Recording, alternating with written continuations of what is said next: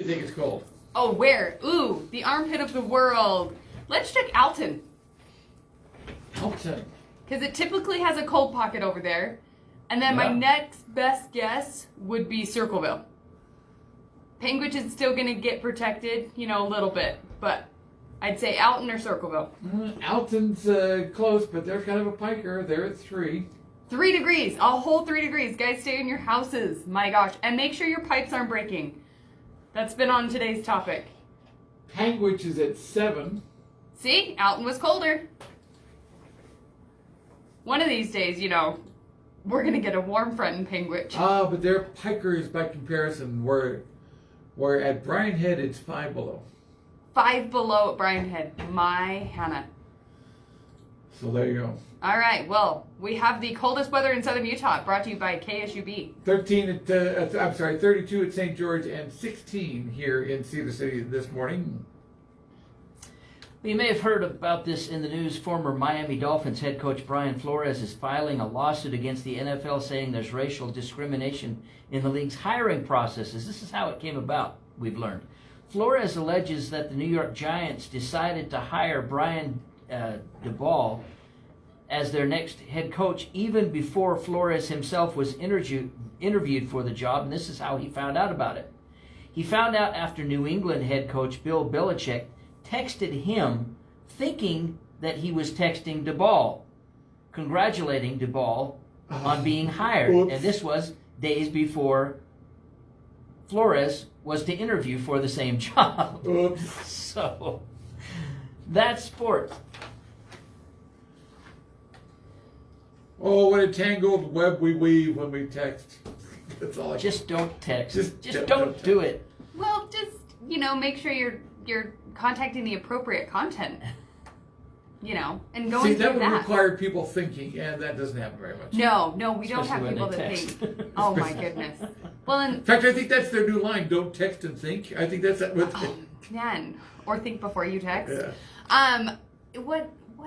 Oh man, there's so many things we could go off on all the sports that you've mentioned, but it's Wired Wednesday, and I'm your host, McKenna Hansen. We need to rename the show because, the Washington football team has their new name.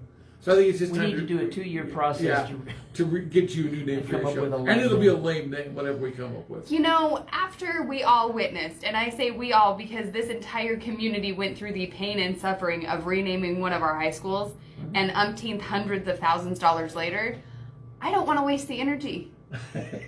Because people are still going to call it what they call it, and people are still going to call it what they don't want to call it.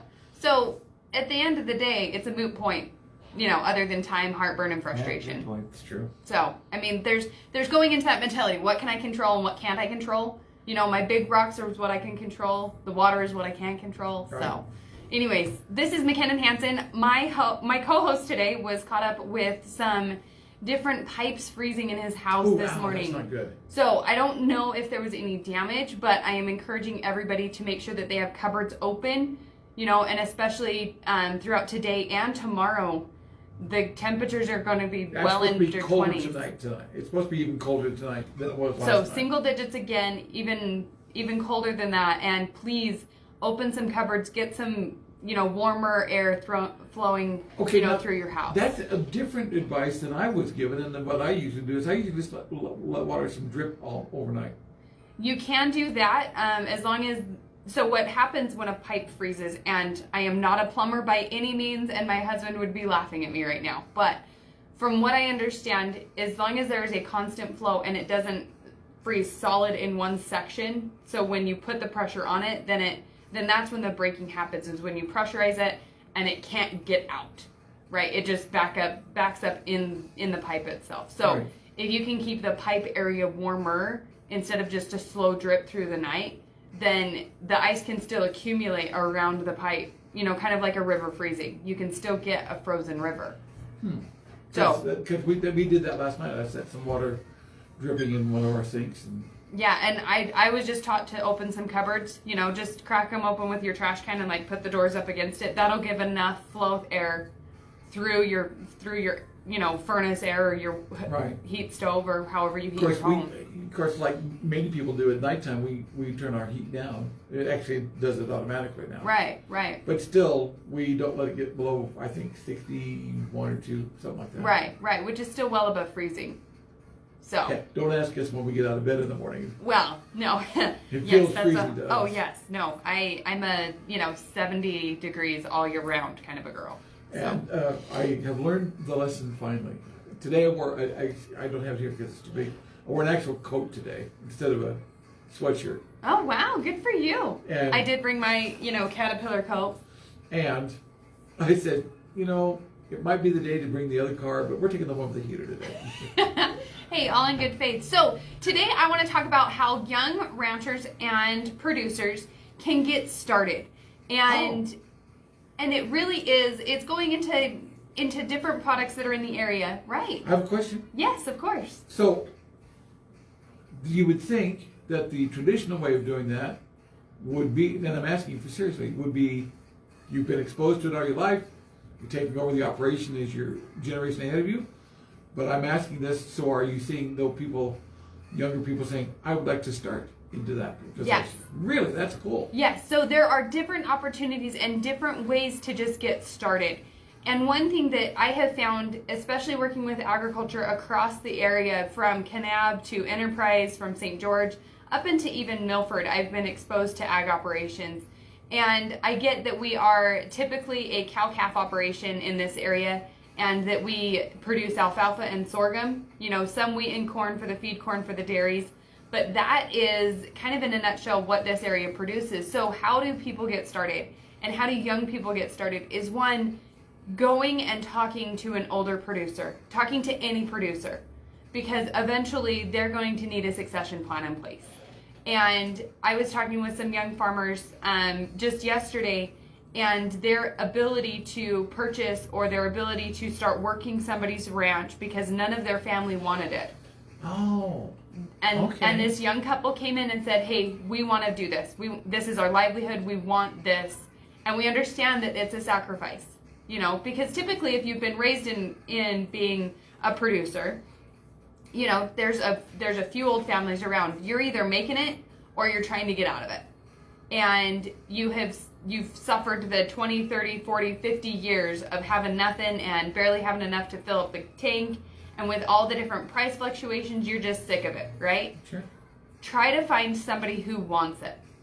Try to find and try to actively have conversations with, how can I help my farm, succeed in the next upcoming generations? And then this goes back into some of the water conservancy conversations we've had agriculture takes up so much water. Right, but do you want agriculture or do you want housing? Do you want, and some areas... Actually, to me, that's not a throwaway question. No, it's not. Yeah. And people have to start considering what this does and how we elect our county officials and how we elect our city council members, because they have influence on how this area gets developed. Did you know that only 20% of Iron County actually votes? 20% of the nation, I think, is a good statistic as well. And of that vote, controls our entire nation, right? And not to get into a voting political, tangent here, but if you want to have a voice, step up. We, especially in this area, I feel like we are more survivors than victims, and we want change, and we demand change, and we want to move forward in making sure that our livelihood, especially in this area of predominantly agriculture, is preserved. But you see, this is where you and I might part philosophical ways a little bit. I am not opposed to change, but I question it, why we're doing the change. Does that make sense to you? In other Yes. words, when you say we want change, I don't necessarily jump on board with that from the standpoint that, well, let's examine what's going on. Maybe it's still working. No, agreed. And I'll digress just a sec. Okay. It wasn't like I think the community needs to change, but I think people need to have an informed decision on what is going on. Right. And we do need to change the number of only 20% participation. Right. I would agree with that. And going forward through that, but if I didn't vote, I can't complain. But everybody's complaining and nobody's voting. Well, see, I do both. Vote and complain. Well, see, then you're justified. But it goes back into how this area is going to continue to develop and how to leverage the farms and the ag producers that are already out there existing. How do you get into those? One, you need to approach them, right? If I'm a young college student, if I am even 16 years old and you're listening to the Wired Wednesday show, go and find somebody, go walk up to them in a field and be like, hey, I want to work for you. I'll work for free at this point, but I really want to have a conversation of what this looks like and is this right for me? One thing that I think was one of the best advices that a college advisor gave me, and I won't say this very much about my college experience, but they said go and do informational interviews. If you think you want a career in X field, go and try to talk to them. Be like, hey, I just want an information interview. What do you guys do? How do you do it? Why do you operate like this? Do you love it? Do you hate it? Why do you love it? Right? And I thought I wanted to I worked for the state for a lot of years of my youth. And I thought I wanted to stay in that track. And now I'm an independent, I own my own business. I'm my own independent insurance agent that's assigned to Farm Bureau. But it gives me a different empowerment. But had I known that this was going to be my track at this stage in my life, I would have told you were crazy. Mm-hmm. But it gives me a lot of power in my schedule and in my family life and in my adulthood, I guess. So I'm encouraging people to go and talk to farmers. Go and say, hey, how much do I need to buy from you? How much, what does this look like? What does your family need at this point? And maybe it's not even about the money, right? Sometimes it's not, and they just want to stay involved, but they can't do it all day long anymore. The encouraging thing I'm getting from this is that, because to be honest with you, McKinnon, I've been worried, who were going to be the next generation of ranchers and farmers, because you mentioned, and I've had some conversations too with family and other folks, that there are people that are just saying, we're done. I'm not going to do this. Right, and then they're selling it to developments, and then everybody else is getting mad because they sold it to developments, but they weren't willing to buy it at whatever price they needed. So how do you leverage that? How do you leverage, I need $1 million for my farm. I can go to a real estate agent and say, hey, sell my farm to some developer, and I have $1 million. Right. Right? So how do you work with banks, and which banks do you work with, right? In how to leverage what that really means in trying to buy or purchase farms or ag operations around the area. Because if I'm an old curmudgeon, I'm going to say, because some of the farmers and producers out there... By the way, props for the use of the word curmudgeon, yes. In the proper context, right? But some of them are, really rough and gruff on the outside, but they have been at this their entire life. They don't know any better. They don't know any different. And some of them don't even have manners, which is fine with me, because at the end of the day, I'm their insurance agent and I need to protect the assets that they've built up. They can be rude to me. They can be, within reason. I have a pretty good tolerance of that, right? But my worry is, how do I get that farm that they have worked so hard for to the next generation? And if their children don't want it, or if none of their grandchildren want it at this point, who does? How do you sell and how do you buy and sell production operations in a leveraged capacity? And that's a challenge today, because when you get sizable amounts of money waved in front of your face, it's hard to say no to that. It is.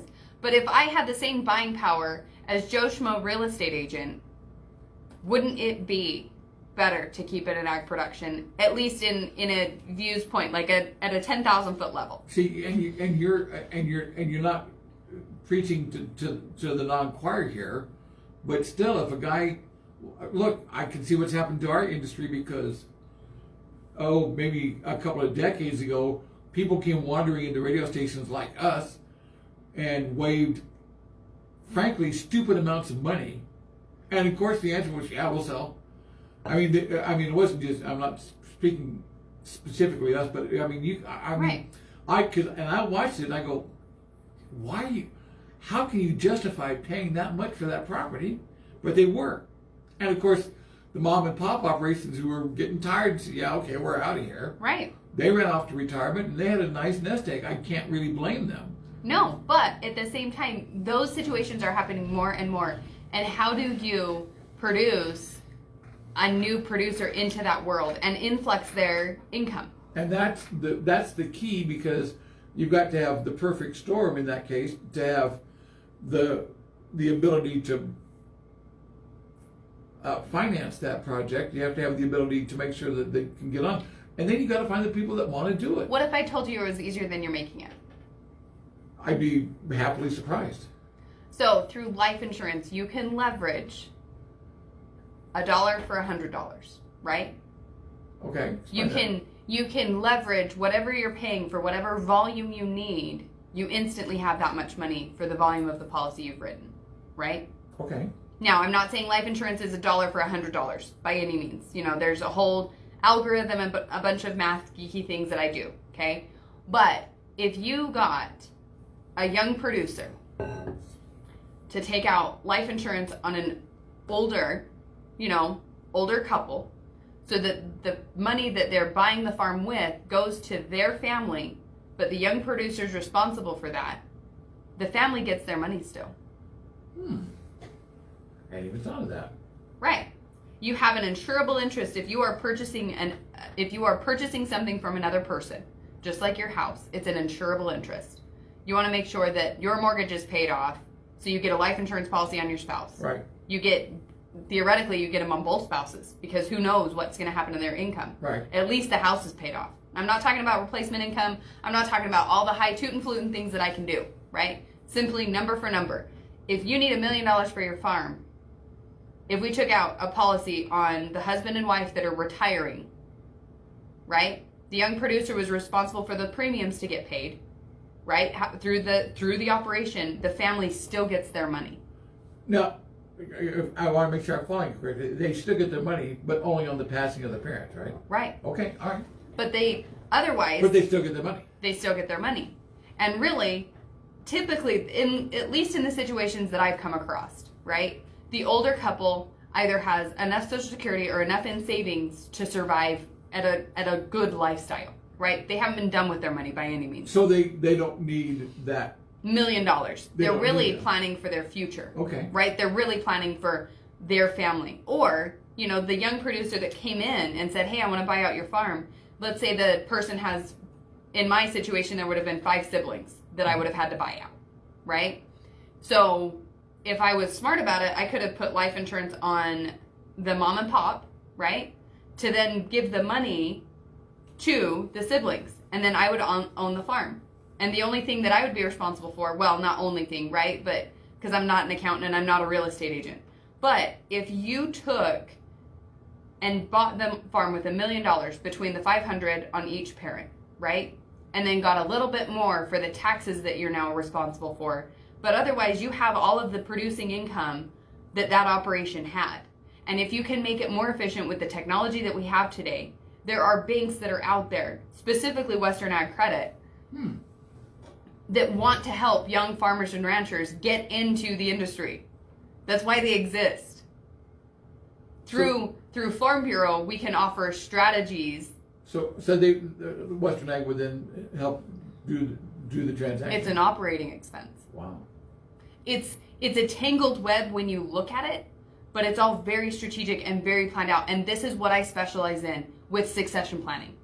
I want young farmers and ranchers to be able to get into the industry. I want producers that want to stay in it and want to pass this on to their children to stay in it and make sure that they have enough funds and enough leveraged money to get into the future, right? We have productions we have 3 or 4 sheep producers, can't talk this morning, that operate over 3,000 head of sheep.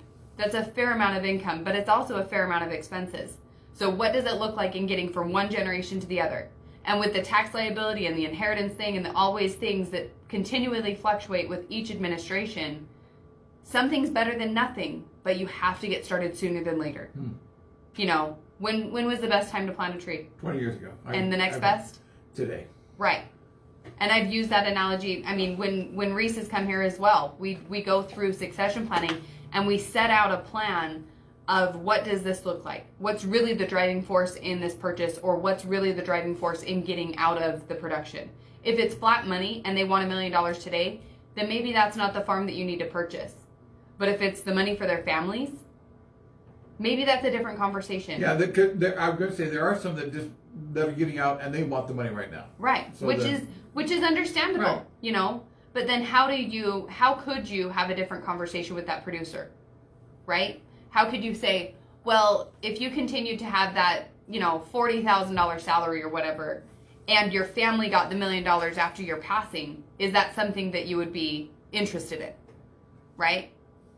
So, anyways, that's kind of my story for today. It's how to get young farmers and ranchers into the industry. Go and talk to them. Go and figure out what their plan is. If they even have a plan. If they don't have a plan, challenge them. Because if anything, it's just going to go to courts and get tied up in real estate law and real estate courts of what this is actually going to supposed to do. You have to have a succession plan in place. If you want to plan for the future, start today. And McKinnon can help with that planning part as far as getting the insurance and how they get a hold of you. Yes, I'm McKinnon Hansen, the host of Wired Wednesday, your local Farm Bureau financial agent. My number is 435-592-2021. My office is located just behind Mountain America on North Main. I look forward to seeing you. Please give me a call, 435-592-2021. I will see you next week. Thank you.